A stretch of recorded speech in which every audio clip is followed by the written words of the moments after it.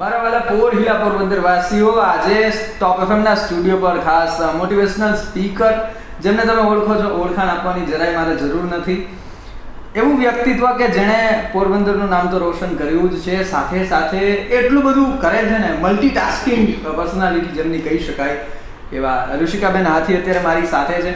Welcome to top FM. Thank you so much. And આજે world poetry day છે, ત્યારે અમારે સૌને તમારા શબ્દો અને તમારા જ સ્વરે છે એ કંઈક પોએટ્રી સાંભળવી છે.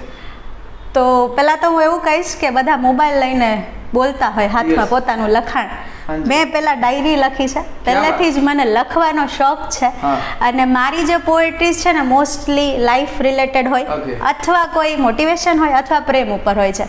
તો આજે છે ને મારું મિક્સ્ડ ઓફ લેંગ્વેજ છે. પોએટ્રી ડે છે તો હરેક પોએટનો અલગ અલગ અંદાજ હોય, તેવી રીતે મારું અમુક વર્ડ્સ ઇંગ્લિશ છે, બાકીની આખી ગુજરાતી છે. તો મજા આવશે.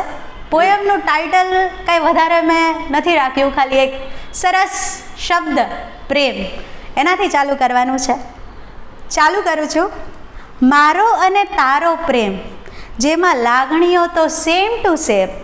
મારો અને તારો પ્રેમ, જેમાં લાગણીઓ તો સેમ ટુ સેમ. બધા કહે પ્રેમમાં ઊંઘ ના આવે, પણ મને તો તારા મીઠા વિચારોથી ખૂબ જ મીઠી ઊંઘ આવે. લોકો કહે કે તારો પ્રેમ વહેમ છે, પણ હું કહું કે એ તો રાધા કૃષ્ણની જેમ છે. ક્યા વાત હે. ફિલ્મો અને લોકો કહે પ્રેમ પૂરે છે તમને કેજમાં, કેજમાં એટલે જેલમાં. પ્રેમ પૂરે છે તમને કેજમાં, પણ હું કહું પ્રેમ એક વિશ્વાસ છે જેનો અનુભવ થાય છે ફ્રીડમમાં. ક્યા વાત હે. આઝાદી. હા, પ્રેમ આઝાદી છે, કોઈ બંધન નથી. ક્યારેક કાલી ઘેલી વાતોમાં તો ક્યારેક મીઠા ઝઘડાઓમાં. મારો તો પ્રેમ દેખાય બસ તારી મીઠી મીઠી યાદોમાં. બસ આટલું જ કહીશ કે મારો અને તારો પ્રેમ, જેમાં લાગણીઓ તો સેમ ટુ સેમ. વાહ વાહ, ક્યા વાત છે.